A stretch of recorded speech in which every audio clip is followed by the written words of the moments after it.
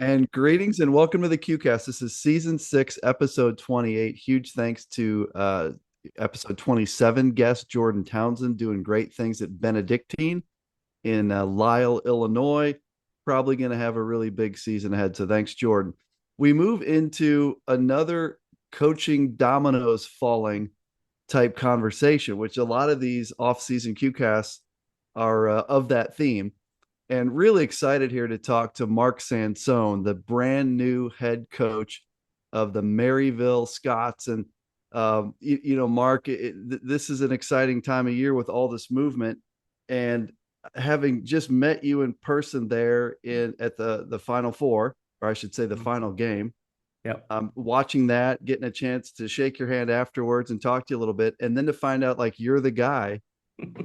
Your head must be spinning right now. How's everything going with you with this whole crazy transition? Yeah, well, first off, I appreciate you having me on, Bob. This is great. Always love tuning in as coaches. This is always a great platform to learn from other coaches and kind of get a glimpse behind the curtain of how other coaches run their program. So thanks for having me on. Yeah, it's been a whirlwind. Like the last month has been everything as a coach that you dream of, right? Reaching the mountaintop, winning a national championship. You hope and you work so hard to get that done, but nobody tells you what to do once you do that, right? And so, how do you handle that? And then coupled with this opportunity at Maryville, my head is spinning a little bit, but it's been great. And for those that don't know, Mark's coming to Maryville from University of Mary Washington, the national champs. And what a run that was. What a process that you were part of. You were there, I believe, 12 seasons. Is that right? Yep. Yep. 12 years. 12 years. And in those 12 years, Market, where along the way, or maybe it was the whole time, did you say, look, I really want to have my own gig someday? Like, is that something that just developed recently, or is that something that's always been the game plan, is to be the guy? Yeah, I think I always wanted to be the guy at some point. I was also blessed to be in a really good situation for a number of years. And, I owe a lot to the Mary Washington program, specifically Marcus Kahn. Obviously, coach is one of the best in the country. And the opportunity to work with him every day, I was learning new things. So I wasn't just looking to rush out the door for the first opportunity. It had to be the right opportunity that made sense, right? It was a place that you can be successful, establish roots, and Maryville is that place. As I've come to learn really quickly, a lot of people care about the program, Yeah. very similar to the place that I'm leaving. And so for me, that was a no-brainer to pursue this opportunity full steam ahead, and I can't wait to really get down there and get started. But before we talk about kind of the new place, I mean, we should just Mhm. talk real quick Oh, about yeah. the what happened in the first days of April, I believe it was, in Yeah. Indianapolis. What a game that was. Yeah. What an amazing game. And Emery was outstanding. Yeah. You guys were outstanding. You just had a great stretch there. The kind of the last 10 minutes. Like, what a Mhm. run you went on to get up 13ish, somewhere in Yeah. there. Yeah. Then Emery comes storming all the way back, and they get that thing tied.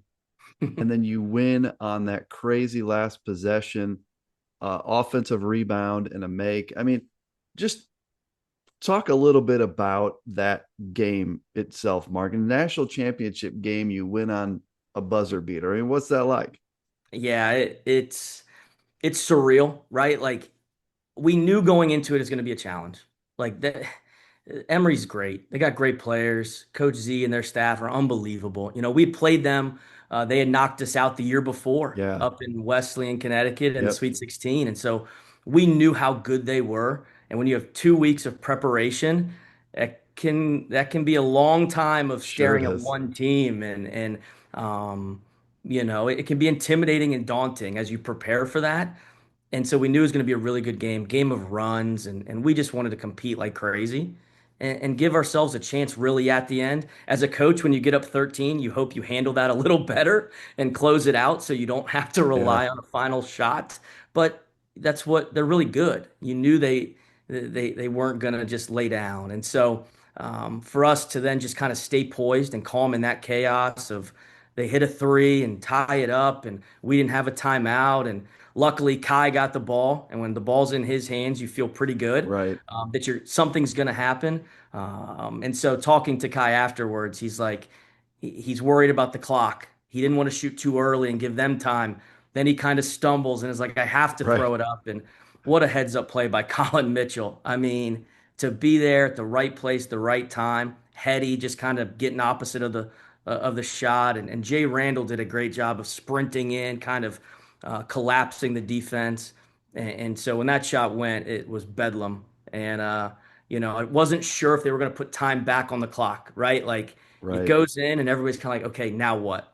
And our guys are already going crazy. Right. And luckily, no time left. And what a moment! What a best game of the weekend, I thought. It was incredible. It was the best game of the weekend. And I've said this on here before, but I thought the combined championship was really cool. Like I didn't know Yeah, what to expect because I wasn't at the one in Atlanta years ago. I thought it was really, really cool to see the D3 game on that stage. It was a great crowd. yeah, At an NBA arena, it was a great crowd and it was a great game. yeah, So, congratulations to Mary Washington. Coach Khan's been on here now a yeah, couple times, including right after, which has been great to get to know him a little bit. Got to talk to him there. So let's talk about this new gig you have. A lot of times people take over jobs where it's a complete build. I've talked to a lot of those people where you're taking over a place that just won, 6 games, 7 games. But Mark, let me give you some stats here. In the last 5 seasons, your guys have won 102 games. So in reverse order, in order of the past season, 25 wins, 24, 23, 22, 21. This past year, or sorry, I just read the years, I believe. 21, 21, 22, 18, and 20. There, there we that go. that's the math to 102. You're probably that doesn't work. That's Yeah, 25 wins. That's a great year. that's a They're lot of all great wins. years. That's a lot of in 12-0, by the Yep. way, this past year, 12-0 in the Collegiate Conference of the South. So this is one of those things where you can win at this place. Yep. Coach Placeris, a huge friend of the QCast, did a great job at Maryville over a long period of time. Does it put more pressure on you to take over a job where everyone's used to winning 22 games a year? I wouldn't say it's pressure. I would say it's proof that you can be good and be good for a sustained amount of time. I mean, what Coach P has done is been great, but also building on the foundation from Coach Lambert for a long, long Yeah. time, right? Like I got to meet him after the press conference last week. What a great guy, still in the area. The support for men's basketball in the community, I was blown away. From the moment I stepped on campus, the people are genuine. They truly care about the program and the kids.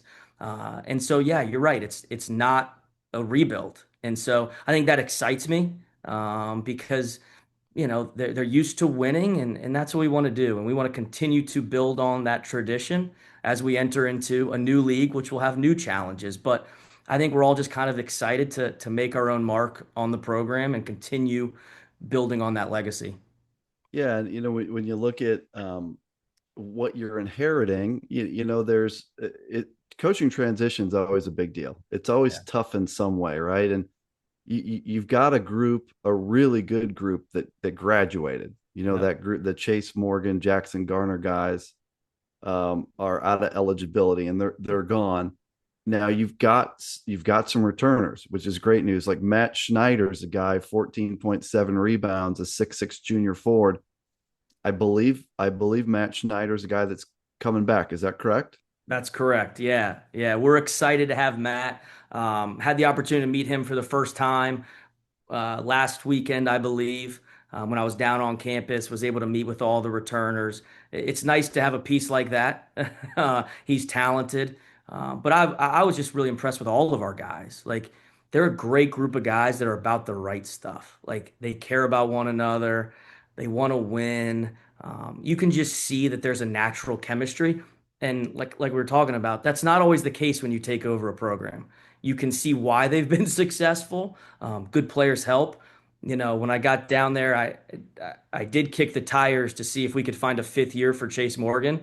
I feel like everybody's getting waivers nowadays, so it doesn't hurt to ask. But yeah, we're going to graduate some experience, but we really like the young guys and kind of where we're at right now with the program, and that starts with some of the older guys like Matt and Javi, point guard, who's going to be a senior. So we got a good group of returners.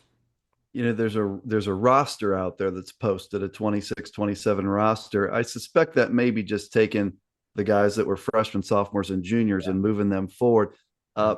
Fair to say that not everyone that was on the roster last year returns. We won't go into the Yeah. specifics of that, but in this day and age, I'm assuming some guys are exploring options. Is that fair to say? Yeah, it's to I think that's what they did. They just moved everybody up a year that had eligibility to return, and so it'll look similar, but yeah, there'll be some changes to that roster for sure. So obviously, recruiting becomes a huge priority in a situation like this. Again, I think in a lot of ways there is pressure in these because you've got a program here that has been unbelievably successful. And in a coaching transition, you're going to lose a guy or two. You've got a senior class that was awesome that's departing. So you've got to find a way to add some guys here, and the timing of the coaching transition. There's guys probably had committed in things that are there guys that have committed that you're working to stay committed, or how does that work, Mark? Yeah, we are. I was really fortunate in this situation that our current assistant coach, who was an All-American there, Miles Rasnick, Yeah, is staying on. So he's been, a huge asset in this transition, keeping the roster together, keeping the commits committed. Yes, we're having conversations with those guys. It's kind of comes with the territory of recruiting really good players. They're going to have options, and those options are a good thing for them. And so, during the coaching change, there were people reaching out and trying to see if they were going to stay committed, and we're still working through that. But for the most part, we've been able to keep the guys that are committed, and Miles deserves a ton of credit for that. Luckily, our administration was on top of that. Our athletic director was hands-on and letting everybody know that, hey, we're going to move at a good pace and we're going to get somebody good and just hang in there. And so having that alignment and everybody kind of working together to ease the anxiety of everybody was huge. So when I walked in, it was a much better situation than it could have been. sure. In terms of like recruiting footprint, you're an ODAC guy at heart. you Yeah. you went to Roanoke College in Salem, Virginia, and you've been for the last 12 years coaching in Virginia.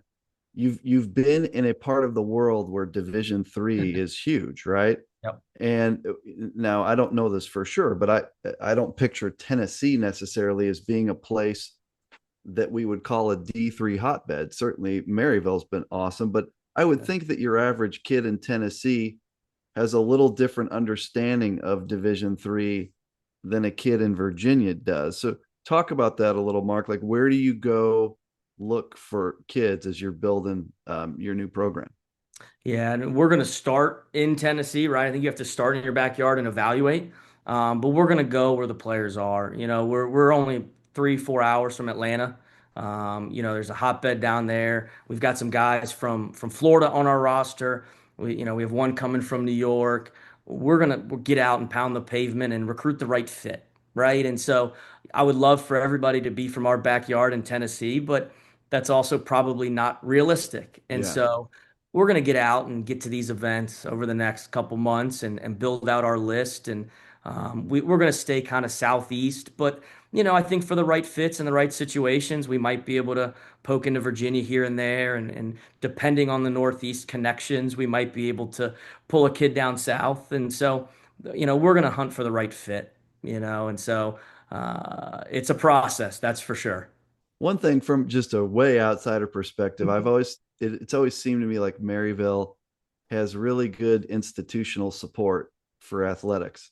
I Mhm. know on a few occasions the president of the university has like liked something I've tweeted about the Scots, or maybe even Yeah. retweeted it. Like, I feel like, and now maybe that's not a good reason to have this opinion, but I feel like the university wants to win Did you get that sense during your interview process?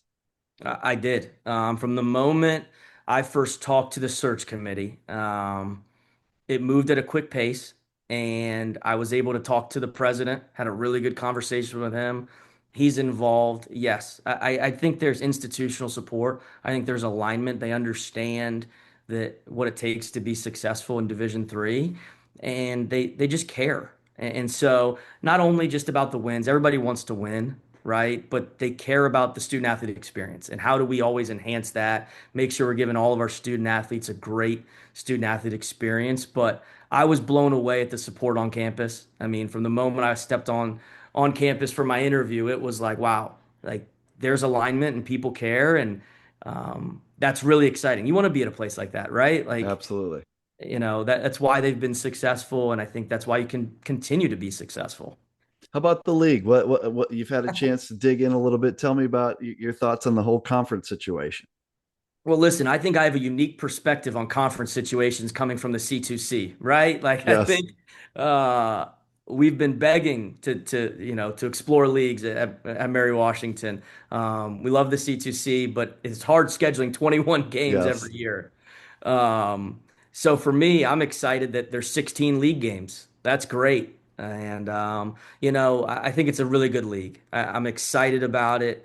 I've had a few conversations with some of the coaches. We were down in San Antonio last year at the Leslie Robinson Classic, Yeah. and so have some familiar. We didn't play Trinity, but we saw him there. We saw him at the GLI. Great program. Coach Rock does a great job, and I'm excited. I think it'll be a good league full of challenges.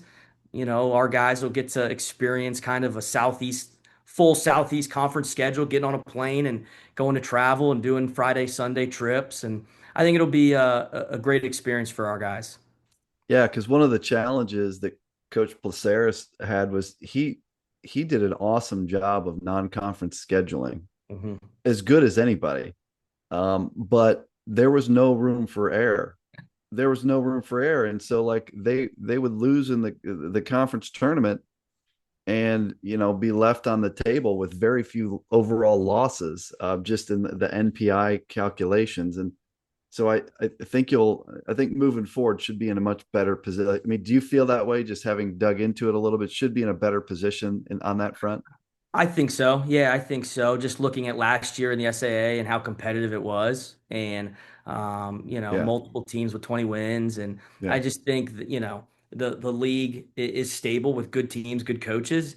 We're still going to need to go out and schedule really good games. Like we're going to do that regardless. But I think by us doing that, I think it'll prepare us for a really challenging conference schedule. But I do think it's a good league where on any given night, home or on the road, you could get popped. absolutely. When when people ask about style, I'm sure a few people, what kind of style are you going to play? I saw Maryville play at Illinois Wesleyan last year at the Yeah. Sigma tournament, and they really get after it. That's what I would say. They were a team that they embodied Coach Placeris, who was fiery. They played fiery, played with a lot of passion. What style, Mark, do you bring to this? Is it influenced, I assume, heavily by what you were doing at Mary Washington? Like, how are you planning to play? Yeah, I think you'll see some similarities watching us play. I want a team that's going to look connected. They're going to play extremely hard. I think that was some of the biggest compliments we've gotten over the last couple of years at Mary Washington is people would talk about just how hard we play. And those are the things you can control, right? Is your energy, your effort, your attitude. And so we're going to play really, really hard. We're going to play at a good tempo and share the ball. You're going to watch us play and see like, man, those guys are having fun competing. And when you're having fun competing, you're probably playing harder. And when you're playing harder, more often than not, you're going to be successful. And so, yeah, there'll be a lot of similarities to what I've done in the past, but I also think it won't look too dissimilar than what it has looked at Maryville um, under Coach P. I got to ask you about Marcus Kahn. We've mentioned him a couple times, and you were with him a long time there at Mary Washington. A guy that has had a couple different teams now in the national championship game. Outstanding coach. I think everyone now knows that. Sometimes there's guys like Marcus Kahn that you don't know because they get knocked out in the first or second round of the tournament, or kind of under the radar guys. I think everyone's always known him, Yeah. but to see him get that opportunity now to be regarded as one of the elite coaches, what do you, Mark? What do you take from Marcus Kahn in terms of what you're going to do as a head coach? Yeah, I think everything I do has been influenced by coach. And that's just because we've been together for 12 years. I think one of coach's superpowers is understanding that all the details matter and that how you do everything, it just truly matters. How you watch film, how you do scout, how you structure pregame meal, practice, all those details really matter. And he's really good at it. And he's really good at getting the group to buy in and understand that we're playing for something bigger than your own individual points. And I can't quantify what I've learned from him because I've been with him for 12 years, and he's been an unbelievable mentor to me. He's poured into my development as a coach, and I couldn't be more grateful for him because he's given me the runway to learn as a young coach. And here's the clipboard, draw this up or run this practice, and none of this would be possible without him. And so I'm forever grateful for him and those experiences we've had. And he is truly one of the best. Like he's really really good, and Yes. I'm glad to see him get the credit he deserves. I got to ask you about another coach going way back in your time span here, but you played at Roanoke College, right? So you were quick to say like not very successfully. I mean, that's your words, not mine. But you were at Yeah, Roanoke, yeah. and I used to go to the D3 Final Four every year when it was in Salem, and got to be around Paige Moir. He would host a little coaches gathering that us media types, Pat Coleman, Dave McHugh, Yeah. Ryan Scott, would always end up around Paige. Quite a character. Hmm. What do you take into this journey from the guy that you played for in Paige Moyer? Coach is a connector and had great relationships with a lot of people. And that was evident to me in the recruiting process. I remember sitting in his office and he's telling me, look at this player, this alum is now doing this, or this alum is doing that. And so just the relationships. I mean, I talked to him last week about, the job and thoughts on it.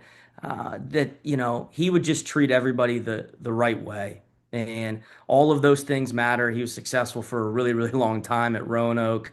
He's still there, helping out, and I'm fortunate for Coach. It's one of the reasons I went to Roanoke was because I knew I wanted to be a coach, and I knew that he was really connected and had been really good for a long time. And so I was fortunate to know at an early age I was going to not play professionally and make money doing this, and that I wanted to coach. And so Coach Moyer has been really, really helpful for me in my journey. I can always call or text, get advice on whatever it may be. He was actually at the national championship game, and I didn't get a chance to catch up with him because the bedlam, it was Right. madness. Two of my college roommates were there. They were going crazy. They're like, "Did you see Coach?" I was like, "No, I didn't." And by the time I tried to get to him, he was gone. But that just kind of speaks to who he is. He's there to support, and he's always there if I need anything. And what a great resource to have. Yeah, shout out to Paige if he ends up tuning into this QCast. We miss you, and it's great to know he's doing so well. Um, you're in Virginia now, and we got to get you to Tennessee. And most people, they don't think about the personal side of these coaching changes. So Mhm. when do we get to Virginia? What's the impact on the family? Like, what's the actual move process looking like here, Mark? Yeah, so I am heading down the 27th. We have team camp, so I got to be there for team camp, and that'll be great to meet a lot of high school coaches in the region. Um, and I'll be down there, looking at places, trying to hopefully be down there beginning of June, second week of June, and just kind of hit the ground running. Luckily, it's just me, so I can pick up and go pretty easily. But it's still a 7 hour move. It's And a as we're lot. trying to navigate the portal, the roster, all of that, where I live is not at the highest priority, but it is a priority just a little bit. uh, down a couple tasks, but we're gonna get there. And I won't be there much because we'll be everywhere in June during high school live periods and recruiting, and that's really what I'm excited about is just kind of getting our staff together and getting recruiting and getting to work. Just a couple more questions here with Mark Sansone, the new head coach at Maryville in Tennessee. Wondering what advice you would give assistant coaches who are grinding and trying to find that head job. You were an assistant for 12 years. We mentioned at Mary Washington. You were at Eastern before that, and there's so much movement. The dominoes, right? Like I'm thinking of this Oshkosh job is open, and it's reportedly down to three, and someone's going to get that's a head coach somewhere, and then there's going to be another opening, and there's people that these jobs are Yeah. so precious to people that are looking to be a head coach. I mean, it's not all the time there's an opening. What would you Yeah. tell assistants who are very interested in developing into a head coach? What are some of the keys that they should be working on? I would say number one, you need to be where your feet are. It sounds cliche, but really be the best assistant you can be. And also just approach every day as if you were the head coach with the understanding that you're not the head coach, right? And I think that's important to have those thoughts, have those ideas to bounce off your current boss. Some may be good, some may be bad, but you're thinking that way, right? And so be where your feet are and then star in your role, right? Like your job is to work extremely hard, do what's best for the program, do what's best for your head coach, but also understand that you're learning, right? It's okay to be you should be a lifelong learner in this profession. The moment you think you know everything, you're in Right. trouble. Um, and so try to be a part of every conversation or every decision in the program. And, that's where I was fortunate. I worked for somebody that every decision that was made, I was around it and had a seat at that table. And so I've seen what it's like and to be a head coach and all that comes with that. And so I think it's important to, as an assistant, think that way as if, okay, if I was the head coach, how would I do it? But also understand at the end of the day, you need to be the best assistant in the country, star in your role, and be there to support the players and the program, and just be loyal to the coach. I think that's something else that loyalty is obviously very important to me, and finding a good place that you can learn and grow and develop, and not just you don't always have to bounce for the next quickest job. Sometimes it's okay to, if you're in a really good situation, to be there. And it's amazing how similar to that is to corporate America. I don't know the coaching world at all, but in corporate America, the easiest way to get promoted is to be the best person in your current job.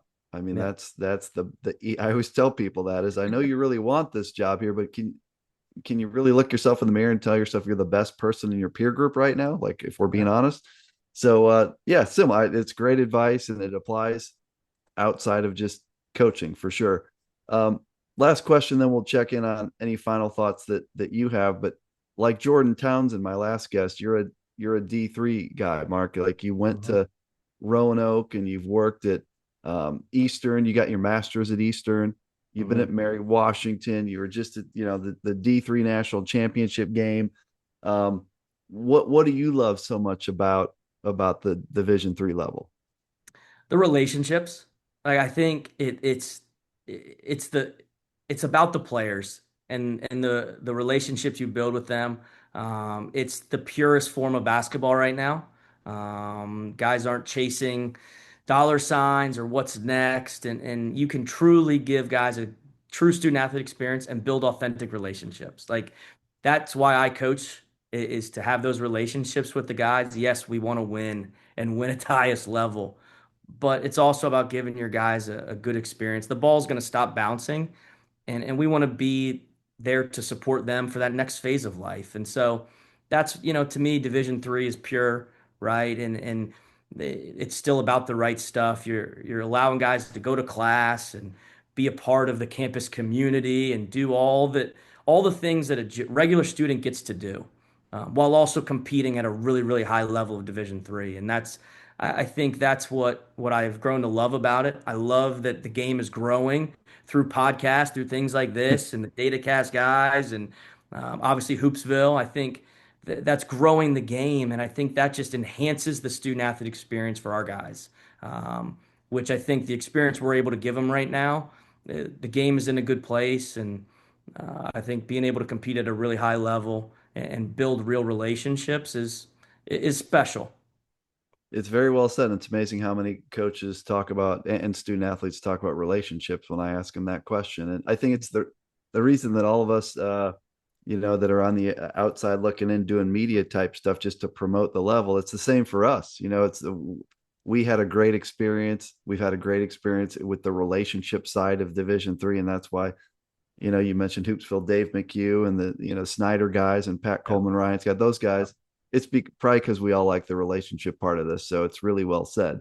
Yeah. Um, Folks, Mark has a new gig. Maryville, Tennessee, which is south of Knoxville, correct? Do I have that right? South Yeah, of it's right about Knoxville, 20 minutes. Yeah, not far. not far. So kids that Yeah, go to Maryville can get in the mix there in Knoxville. that's right. Um, uh, I was real happy to hear the news, Mark. I didn't know you were in the mix. Sometimes there's hot takes coming my way. Here's the top three for the Oshkosh job. I didn't That's have right. that for Maryville, but I was really happy to hear the news. I haven't just had a chance to meet you there in Indy. What would you leave us with today, Mark, on the QCast? Certainly, Maryville Nation's going to be tuning in to figure out who this new guy is. Can he win like we're used to winning? Mary Washington people are going to be missing you. They might tune into this. D3 Nation's tuning in. What would you leave us with today, Mark Sansone? I just couldn't be more excited to get to Maryville. I think it's going to be a blast getting to get work with a great group of student athletes, and that's what I'm used to. I've been fortunate. Mary Wash is great, great student athletes, great support staff, great coaches, and I'm just looking forward to building relationships, working with the campus community, supporting our other teams and coaches at Maryville. And so I just can't wait to get down there and get to work. I'm going to be hopefully reaching out to some of your people and scheduling. We might Let's need to get back up to Illinois Wesleyan. let's Uh, do it. I brokered Coach Placeris. If you let's I love brokering these games. Let's go. yeah. Well, listen, we're going to need some good non-conference games, MPI. The non-conference schedule is important, and so like you said, Maryville's used to playing the best in the non-conference, and we're look to do the same. And so I want to thank you for having me on. This has been a blast, and anytime you want to have me, I'll be here for you. And this has been great.